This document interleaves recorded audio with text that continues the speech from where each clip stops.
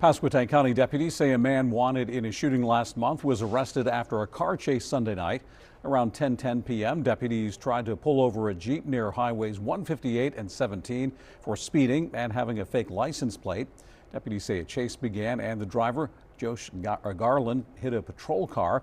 No injuries were reported. The chase ended in Elizabeth City around 11 p.m., where Garland was arrested.